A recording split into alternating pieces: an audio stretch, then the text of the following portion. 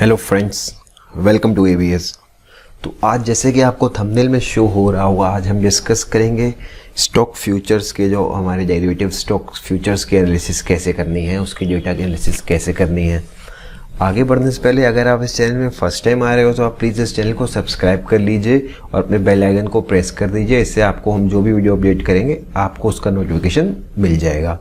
और हमारा Telegram channel भी है, आप उसमें भी ज्वाइन हो सकते हो। इसकी लिंक भी हम नीचे डिस्क्रिप्शन में दे देंगे, आप वहाँ से हमारे टेलीग्राम चैनल ज्वाइन हो सकते हो। तो बिना टाइम वेस्ट किए आइए चलते हैं आज के टॉपिक पे।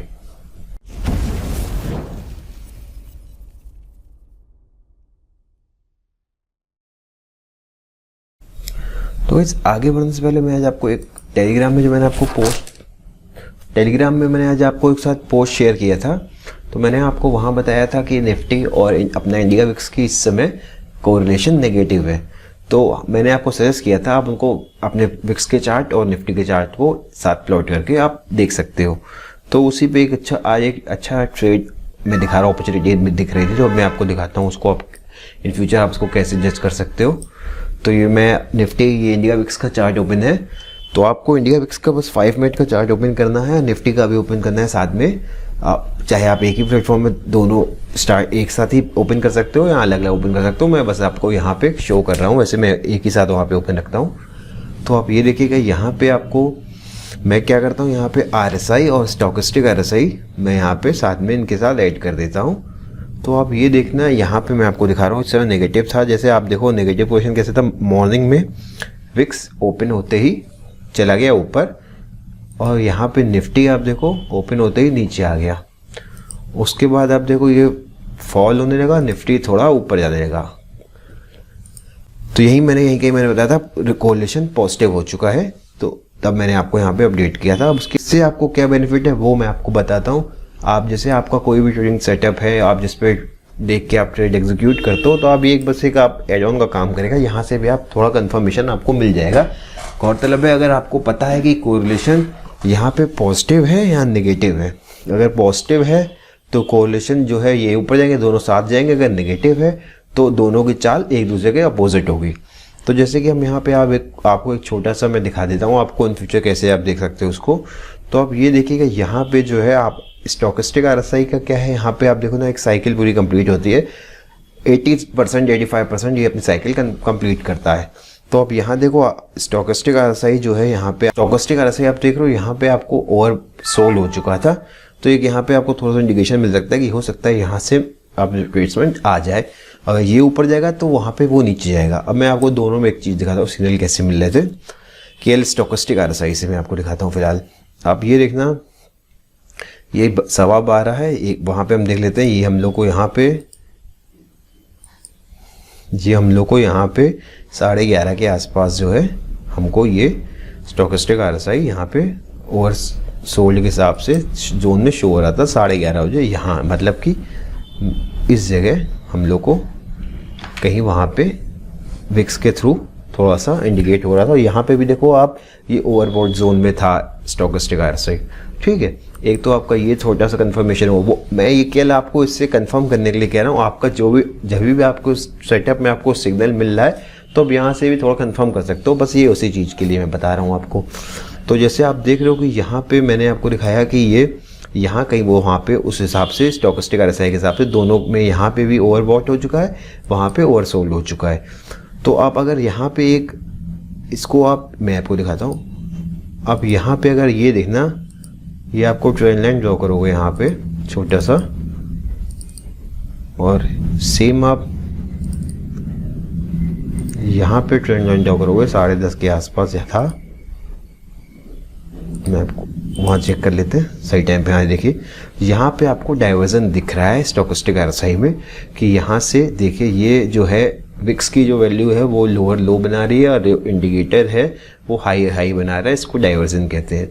तो यहाँ से आप इसको एक डाइवर्जन दिख रहा है, वहाँ पे भी सेम आपको यही चीज़ हुई है। मैं आपको दिखा देता हूँ, ये देखिएगा यहाँ पे आप देख लीजिए 12 बजे के आसपास निफ्टी का लो बना है 13916। ये स्पॉट का चार्ट ओपन है, तो 13916 का लो ओपन बना है, और यहाँ पे दूसरा लो बना है 13864 का। ठीक है, 916 और 864। ये एक मैं आपको यहाँ पे भी ड्रॉ कर देता हूँ। ये देखिए ये एक लो बना है और यहीं पे आप देखना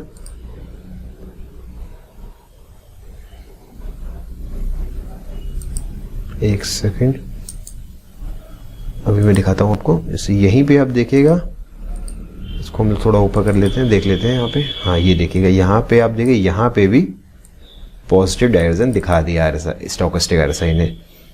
तो यहाँ से आपको ये एक और कंफर्मेशन मिल गई। यहाँ पे एक तो ये दोनों अपोजिट थे, यहाँ पे ये जो है ओवर सोल्ड हो चुका था, वहाँ पे ओवर बॉट हो चुका था और दोनों में डाइवर्जन भी शो हो रहे थे। और यहाँ पे आपका कोरिलेशन जो है अपोजिट था, तो ये ऊपर जाएगा तो वो नेगेटिव था, ये नीचे आएगा तो वो ऊपर जाएगा, ऐसा कोरिलेशन था यहाँ पे। तो उस हिसाब से देखिए अगर आपके सेटअप में एमसी मिल रही होती तो आपको अच्छा सा एक यहाँ पे 30-35 पॉइंट का आपको यहाँ पे आप बुक कर सकते थे निफ्टी पे। हालांकि आप इतना, ये तो किसी को नहीं पता होता कि मूव कितना बड़ा होगा, लेकिन है आप मिनिमम आपका जो है 20-30 पॉइंट आप यहाँ से ले सकते थे आप इस फॉल से। छोटा सा एसएल के साथ आपको यहाँ पे एक ट्रेड मिल रही थी। सो इसीलिए बस आप इसको आप साथ में प्लॉट किया करो तो आपको इससे थोड़ी सी हेल्प मिल जाएगी। तो बिना टाइम वेस्ट किए आइए चलते हैं अब आज के जो मेन टॉपिक पे।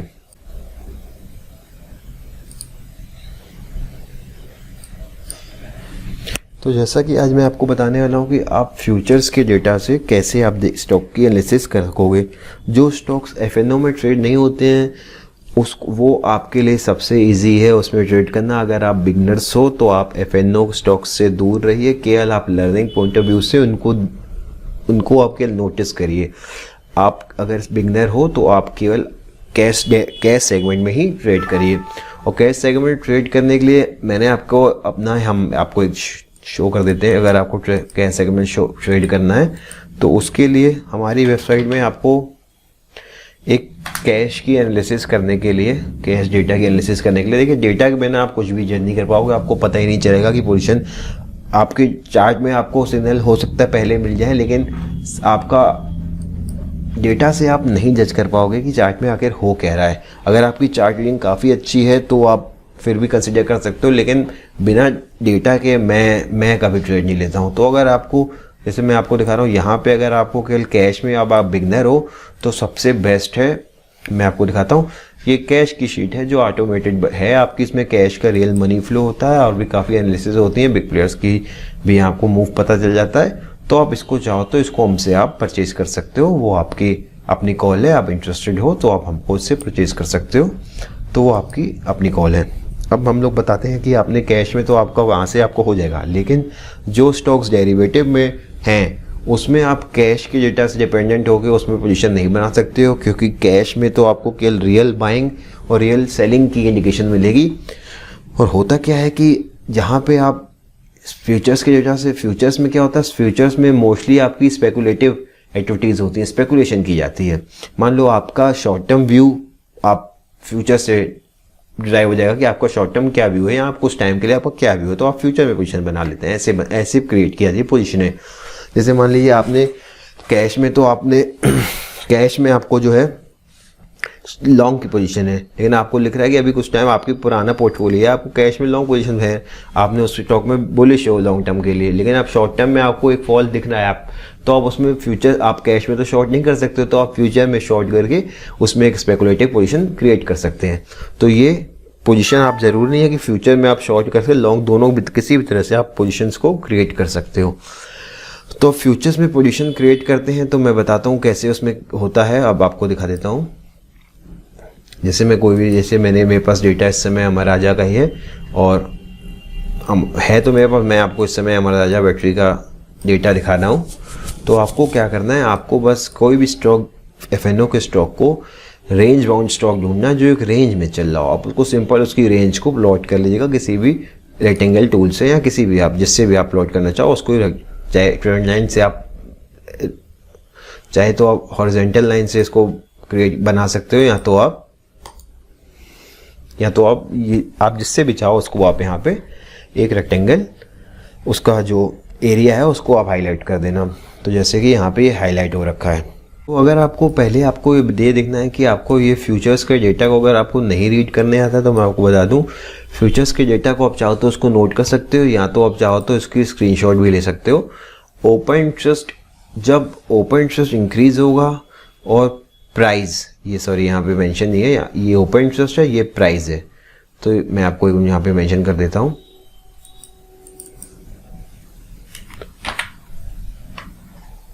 तो ये आपका ओपन इंटरेस्ट हो गया और वहां पे आपका प्राइस हो गया।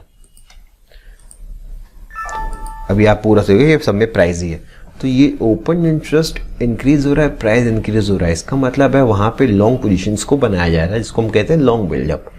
ओपन इंटरेस्ट आपका इंक्रीज हो रहा है, प्राइस डिक्रीज हो रहा है। देखिए आप दिख रहे हैं ना, प्राइस नीचे जा रहा है, ओपन इंटरेस्ट ऊपर जा रहा है, तो इसको हम लोग कहेंगे वहां पे किसी शॉर्ट बिल्डअप हो रहा है, शॉर्ट पोजीशंस क्रिएट की जा रही है। प्राइस नीचे आ रहा है और वहां पे कॉन्ट्रैक्ट इंक्रीज होते जा रहे हैं, तो उसको कहते हैं short buildup. Long unwinding, long unwinding में क्या होता है, आपका ओपन इंटरेस्ट भी आपको नीचे जाता हुआ दिखेगा और प्राइस भी नीचे दिखेगा।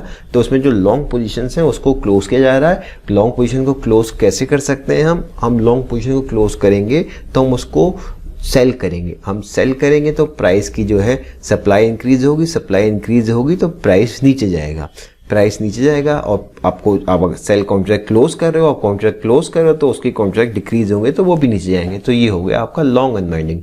अब आए दूसरा आता है शॉर्ट कवरिंग, लास्ट आता है। शॉर्ट कवरिंग में क्या होता है कि हमने पोजीशन को, हमारा व्यू था कि स्टॉक जो है नीचे जाएगा, लेकिन अब वो सेंटीमेंट चेंज हो गया, प्राइस ऊपर जाने लगा, तो आप उसमें अपनी शॉर्ट पोजीशंस को कवर करोगे। शॉर्ट को कैसे कवर किया जाता है, शॉर्ट को कवर करोगे आपने शॉर्ट किया है, आपने सेल किया है, अब आप उसको बाय करोगे। तो आप उसको बाय करोगे तो डिमांड इंक्रीज होगी। जब डिमांड इंक्रीज होगी तो प्राइस ऑटोमेटिकली ऊपर जाएगा। और आपने अपनी पोजीशंस को बंद क्लोज किया है तो आपको जो कॉन्ट्रैक्ट्स हैं वो आपके क्लोज होंगे, ओपन इंटरेस्ट नीचे होगा और प्राइस ऊपर होगा। तो इस तरह से आप इसको अच्छे से आप इसको रीड कर सकते हो, इस तरीके से आप इसको रीड कर सकते हो। और अगर आप कहीं इस पर नोट करना चाहो तो आप इसको नोट कर सकते हो, या तो आप इसका स्क्रीनशॉट ले सकते हो। तो अब आपको समझ में आ गया कि ये कैसे फ्यूचर्स में कैसे बिल्डअप बनते हैं। अब मैं आपको दिखाता हूँ आपको ये डेटा फ्यूचर्स का कहाँ से मिलता है, मैं आपको दिखा देता हूँ। आपको बस इसकी मैं लिंक आपको नीचे शेयर कर दूंगा, आपको बस इस लिंक में ओपन करना है, यहाँ पे डेरिवेटिव सेक्शन में जाना है और यहाँ पे भाव कॉपी आपको डाउनलोड कर लेनी है। मैं आपको सिंप्लिसिटी के लिए डाउनलोड करके एक दिखा दे रहा हूँ, जैसे आज की भाव कॉपी है। अब इसको हम लोग ओपन करेंगे। तो जब आप उस फाइल को ओपन करोगे तो इस तरह से आपकी एक फाइल आपको शो होगी। आपको यहाँ पे कुछ नहीं करना है, आपको यहाँ पे फर्स्ट कॉलम में क्लिक करके फिल्टर ऑप्शन ओपन कर देना है। यहाँ पे आपको केवल फ्यूचर स्टॉक का डेटा चाहिए। ये आपका हो गया, फ्यूचर स्टॉक्स का डेटा आ गया आपका, सारे स्टॉक्स का। तो आपको एक मिनट में यहाँ पे इसको थोड़ा एक्सपेंड कर देता हूँ। तो आज ये 31 दिसंबर का आज का डेटा है।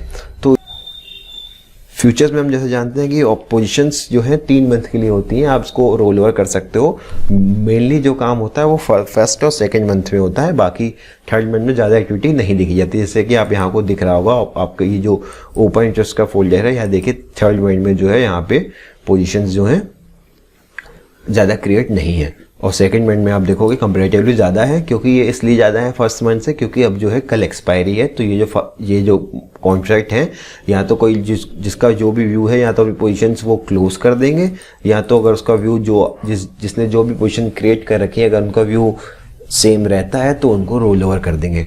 तो रोल ओवर क्या होता है, यहाँ पे पोजीशन क्लोज करके नेक्स्ट मंथ में क्रिएट कर देते हैं। तो उसकी एक कॉस्ट ऑफ कैरी होता है, जो भी आपको देखना पड़ेगा उसका cost of carry increase positive है नेगेटिव है, वो आप में अलग पूरा टॉपिक है, उसमें हम बाद में डिस्कस करेंगे।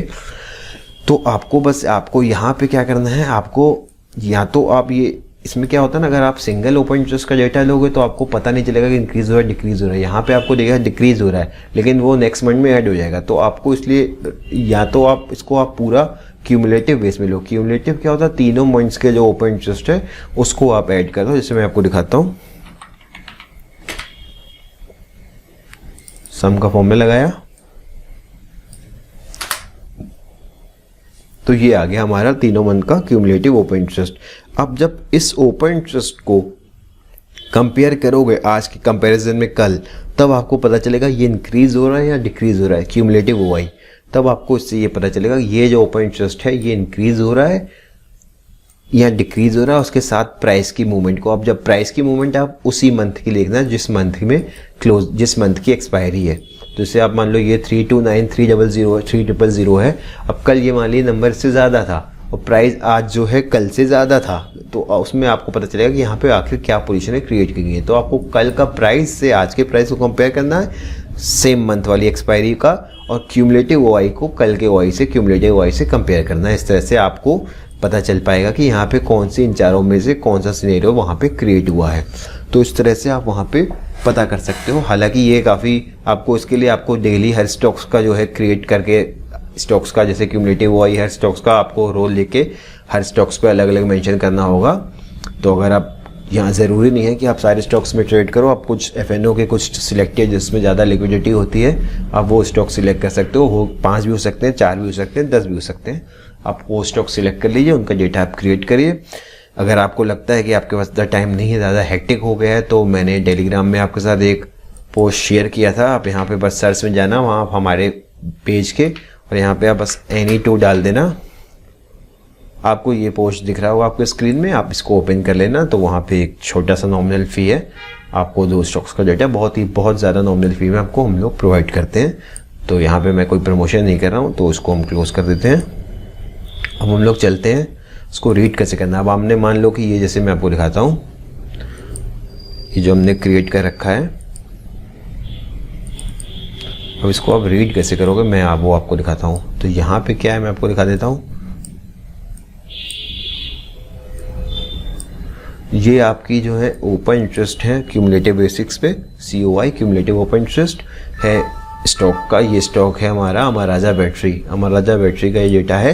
अमर राजा बैटरी का ये क्यूमुलेटिव OI है, और ये आपका 20 मूविंग एवरेज है, और ये 20 EMA है, 50 moving average, 50 EMA, 100 moving average and 100 EMA।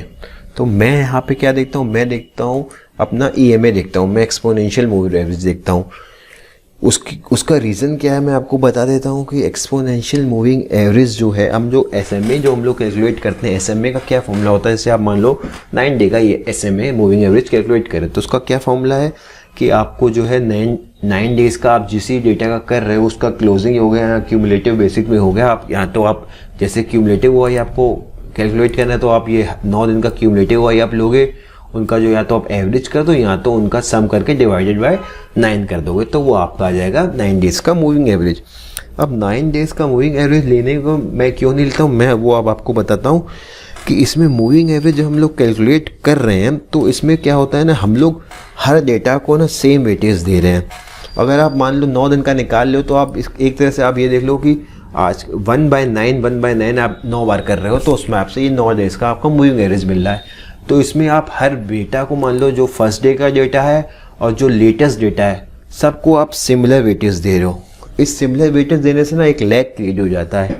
Lag क्या है, लैग मतलब जो आप समझ लो, जो प्राइस और जो हमारा जो भी वैल्यू से हम कंपेयर कर रहे हैं, जो हमारा सिंपल मूविंग एवरेज है, मान लो हम लोग प्राइस से देख रहे हैं या हम लोग क्यूमुलेटिव OI देख रहे हैं, तो इनके बीच एक काफ़ी बड़ा लार्ज गैप हो जाता है, तो ये लैग हो जाता है। इसमें क्या होता है, इस लैग की वजह से हम लोग को सिग्नल जो है थोड़ा सा डिले मिलते हैं। तो आपको एक्सपोनेंशियल मूविंग एवरेज में ऐसा होता है, ये हम लोग एक्सपोनेंशियल मूविंग एवरेज में जो लेटेस्ट डेटा है उसको ज़्यादा वेटेज देते हैं कंपेरिजन टू प्रीवियस डेटा, तो उसमें इसको ज़्यादा कंपेरिजन मिलती है, इसलिए यहाँ पे थोड़ा सिग्नल जल्दी मिल जाता है, इसलिए हम लोग EMA भी मैं देखता हूँ। अब EMA आपको अगर किसी क्यूमुलेटिव OI का कैलकुलेट करना है, तो मैं यहाँ पे आपको मैंने दिया हुआ है, आप बस यहाँ क्लोज की जगह क्यूमुलेटिव OI ले लेना। तो ये आप स्क्रीनशॉट ले सकते हो। उसका फॉर्मूला क्या होता है, close minus EMA of previous day, कल का EMA, पिछले मतलब लास्ट डे का EMA, into multiplier plus EMA of previous day. ये फॉर्मूला आप इसको स्क्रीनशॉट ले सकते हो।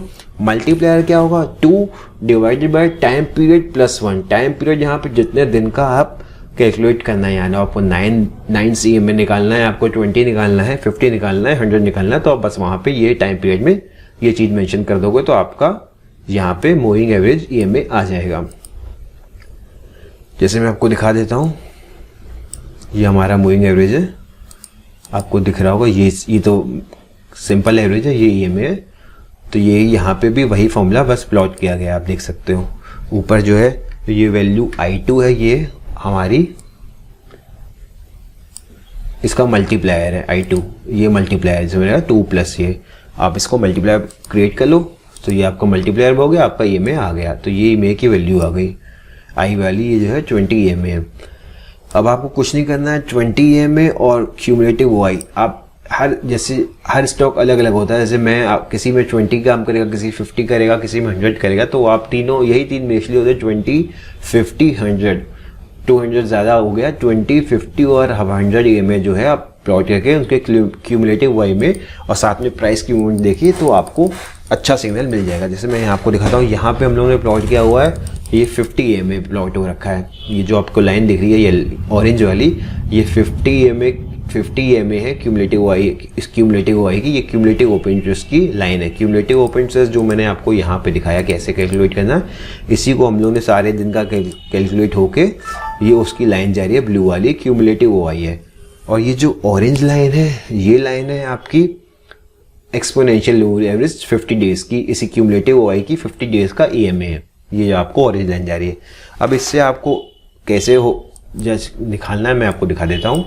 इससे आप कैसे एनालिसिस करोगे वो मैं आपको यहाँ पे शो करता हूँ। आपको बस स्टॉक्स वही उठाओ जो उसमें जो एक रेंज में दिख रहे हैं। आपने यहाँ पे एक बॉक्स प्लॉट किया, आपको दिख रहा है ये स्टॉक रेंज में है। तो हम लोग देखते हैं डेटा से हम लोग क्या सिग्नल मिल रहे थे। तो जैसे कि हम यहाँ पे पहले आपको दिखा देते हैं, यहाँ पे देखिए अभी जो है प्राइस मूविंग एवरेज के नीचे था, 50 EMA ऊपर है। मैं आपको दिखाता हूँ, ये 50 EMA ही है ताकि आपको कन्फ्यूज़न ना हो। मैंने यहाँ पे क्लिक किया हुआ है तो वहाँ पे डेटा देखिएगा आ जाएगा। ये देखिए 50 EMA पे हाईलाइट हो गया, तो ये 50 EMA है और वो आपका क्यूमुलेटिव वाई है, ठीक है। तो यहाँ हम लोग चलते हैं, मैं आपको दिखाता हूँ यहाँ पे। तो यहाँ पे जब तक हम लोग का ये डेटा हमारे पास है 2 जुलाई तक से, तो 50 EMA जो है यहाँ से स्टार्ट हो रहा है, वो 10 सितंबर से 50 EMA प्लॉट हो रहा है। अगर आप नहीं प्लॉट कर पाओ तो आप नीचे कमेंट में हमको बता देना, तो मैं आपको बता दूंगा कि इसको चार्ट में कैसे प्लॉट करना है। तो यहाँ पे आप देखो अभी आपको जो है 50 EMA के नीचे हम लोग ट्रेड कर रहा है प्राइस। और वहाँ देखते हैं, जैसे ये देखते हैं यहाँ पे देखें क्या हो रहा है। 18 सितंबर से 22 सितंबर तक हम देखते हैं, ये रहा 18 सितंबर का डेटा आपको दिख रहा होगा सामने, ये 18 सितंबर है। और ये 18 सितंबर से आप देखो प्राइस जो है 22 सितंबर तक OI नीचे आ रहा है, ये आपको दिख रही है लाइन ब्लू वाली क्यूमुलेटिव OI नीचे आ रहा है, ठीक है। और प्राइस हम देख लेते हैं 18 सितंबर से। यहाँ पे हम देखिए, आपको ये दिखेगा, यहाँ पे भी मैंने प्लॉट किया हुआ है, लेकिन हम लोग वहीं देख लेते हैं। यहाँ पे थोड़ा कंफ्यूजिंग होगा आपको, मैं यहीं से देख लेता हूँ, मैं आपको दिखाता हूँ। 18 सितंबर से प्राइस नीचे आ रहा है, प्राइस भी नीचे आ रहा है वहाँ पे, और वहाँ पे क्यूमुलेटिव OI ओपन इंटरेस्ट भी नीचे आ रहा है। इसका क्या होता है मैं आपको दिखा देता हूँ। यहाँ पे क्यूमुलेटिव जब ओपन इंटरेस्ट भी नीचे आ रहा है और प्राइस भी नीचे आ रहा है, इसमें मतलब हो रहा है कि लॉन्ग पोजीशंस को क्लोज किया जा रहा है। आपको यहाँ पे एक तरह मिला कि यहाँ पे जो है लॉन्ग पोजीशन को क्लोज किया जा रहा है, तो आप वेट करोगे कि देखते हैं शॉर्ट पोजीशन क्रिएट हो रही है या नहीं हो रही है। देखिए लॉन्ग पोजीशन को क्लोज करना ये ज़रूरी नहीं है कि अब उनका व्यू जो है बेयरिश हो गया है। इसमें आप ये भी कह सकते हो कि जो इसने भी पोजीशन क्रिएट की थी वो प्रॉफिट बुक करा। तो लॉन्ग पोजीशन अगर क्लोज हो रही है, केवल उसी को देख के आप उसी बिल्टअप को देख के आप अपना व्यू मत क्रिएट करिएगा। पहले आप लॉन्ग अगर क्लोज हो रही है तो शॉर्ट क्रिएट होने दीजिए, उसका वेट करिए कि शॉर्ट पोजीशन क्रिएट हो रही है या चार्ट में कुछ आपको सिग्नल मिल रहा है। अभी तो जैसे ये एक बॉक्स में ही ट्रेड हो रहा है, तो बॉक्स का क्या रहता है, नीचे गया फिर ऊपर आया, फिर उस रेंज में ही रहता है ना। तो उसमें आप ऐसे आपके लॉन्ग अनवाइंडिंग हो रही है तो उससे आप उस बिल्टअप से आप कुछ मत जज करिएगा या आपको फेक सिग्नल मिल जाएगा यहाँ पे। तो उसको मैं आपको दिखाता हूँ। यहाँ पे फिर हम लोग चलते हैं उसी जगह, मैं इसको फाइल को क्लोज कर देता हूँ ताकि तो यहाँ देखिए हम लोग को दिख रहा था यहाँ पे जो है ओपन इंटरेस्ट नीचे आ रहा था, क्यूमुलेटिव ओपन इंटरेस्ट, वहाँ पे प्राइस नीचे आया था तो लॉन्ग पोजीशंस को क्लोज किया था, लॉन्ग अनवाइंडिंग हुई थी। उसके बाद हम डेटा में चलते हैं आगे। यहाँ पे देखिए इस वाली फॉल को हम लोग रीड करते हैं 1 अक्टूबर से लेके जो यहाँ तक आया 12 अक्टूबर तक, जो भी फॉल आया 1 अक्टूबर से हम लोग देखते हैं यहाँ पे।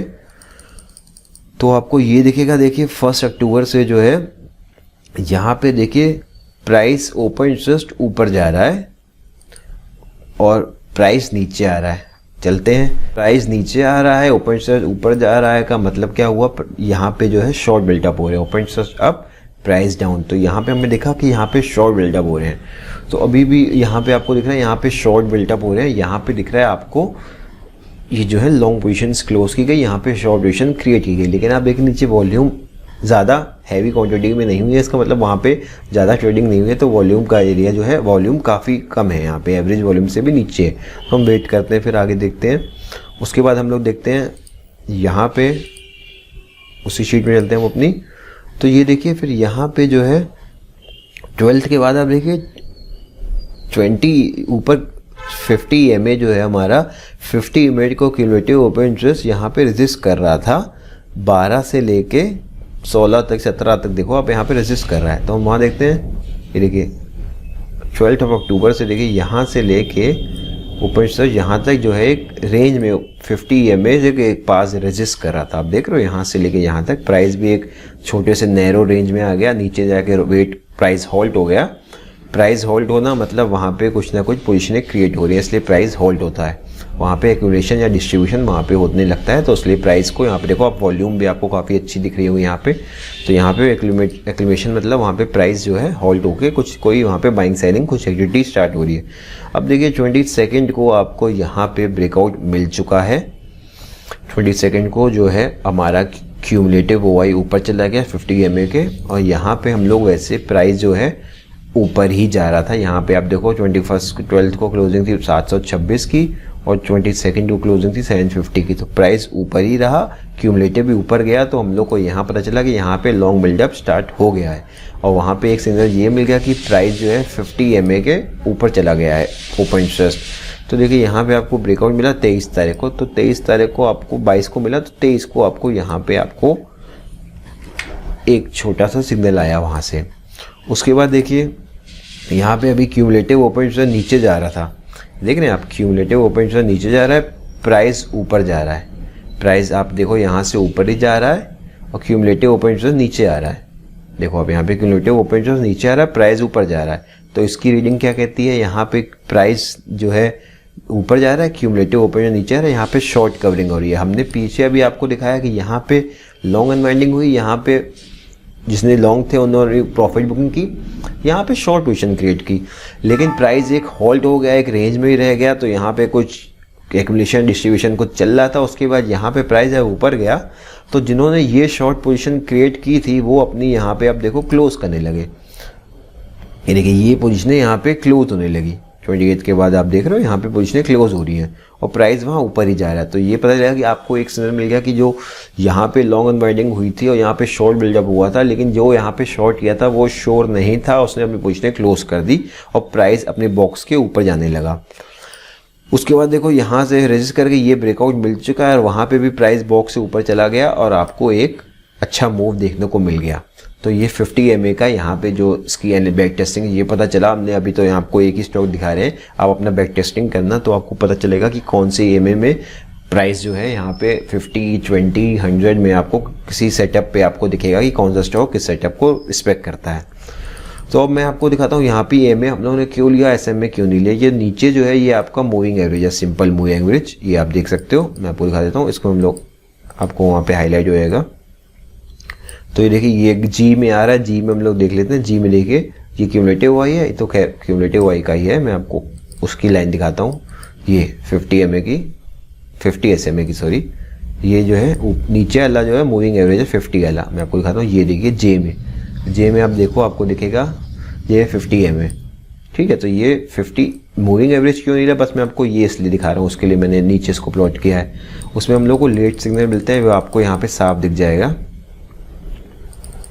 क्या हो रहा है। यहाँ पे देखो हम लोग को ये यहाँ पे इसने टेस्ट करके ऊपर चला गया 26 को ही, और यहाँ पे वो फर्स्ट को हो रहा है। पहला सिग्नल देखो आपको लेट मिला, ऐसे आपको देखोगे आपको यहाँ पे सिग्नल आपको दिख जाएगा कि यहाँ पे जो है लेट सिग्नल आते हैं। और यहाँ पे भी आप देखो ये इसके दोबारा इसको टेस्ट करने आ रहा है, और यहाँ पे अभी देखो काफ़ी गैप है। तो इससे आपको बस देखना है, ये भी फिर से रेंज में आ गया है। तो आप देखना है आपको अब यहाँ पे RSI देखो, RSI एक अपनी अपर रेजिस्टेंस लाइन के पास है और ये यहाँ पे अपने सपोर्ट के पास है। अगर ये सपोर्ट की तरफ काम करेगा तो ये ऊपर चला जाएगा, यहाँ पे RSI इसको ब्रेक कर देगा, इस लाइन को ऊपर ब्रेक कर देगा। तो अगर ये एक्यूमुलेशन हो रही है तो यहाँ पे हम लोग एक और मूव देखने को मिल सकता है।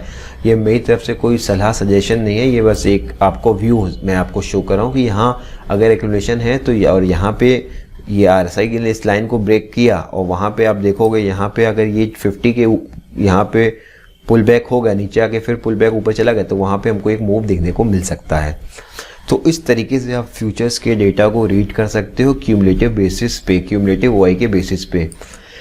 तो आपको ऑप्शंस में जो आप ऐसे ऑप्शंस में आपको हो गया, ऑप्शंस में भी होती है, ऑप्शन में मोस्टली पोजीशंस जो है हेजिंग के लिए होती है। मान लो आपकी जो है आपने हेज करने के लिए पुट बाय कर लिया, तो अगर वहाँ पे आपको दिख रहा है कि ऑप्शंस में आप ऑप्शन चेन देखी तो वहाँ आपको दिख रहा है कि वहाँ पे पुट पे एक्टिविटी हो रही है, पुट बाय हो रहा है, तो वो हेजिंग के लिए होता है।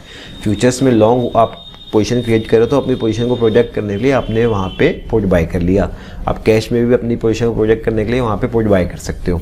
तो मोस्टली हेजिंग जो है ऑप्शंस के लिए होती है, क्योंकि वहाँ पे एक नॉमिनल सा प्रीमियम पे करते हो और आप अपनी लॉन्ग पोजीशन को, अपनी जो आपकी हैवी पोजीशन है उसको आप सिक्योर कर लेते हो। तो यही गाइस, यही थी आज की लर्निंग जो मेरे को आपके साथ शेयर करनी थी।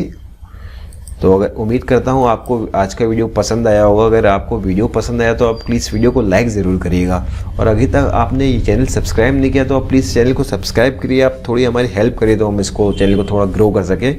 और टेलीग्राम चैनल में भी लिंक आपको नीचे मिल जाएगा, आप नीचे वहाँ पर भी हमको ज्वाइन कर सकते हो। बाकी मैंने आपको बता दिया, आपको वेबसाइट शीट अगर कैश की चाहिए तो आप वहाँ से कलेक्ट कर सकते हो, हमको कॉन्टेक्ट कर सकते हो। और यहाँ पर आप बस आपको सिंपल अगर आपको ऐसी एनालिसिस करनी है तो आप बस यहाँ पे any2 डाल देना, आपको मैसेज मिल जाएगा, तो उसको आप रीड कर लेना। तो ओके गाइस, मिलते हैं फिर आपसे अपने नेक्स्ट वीडियो में। Thanks for watching.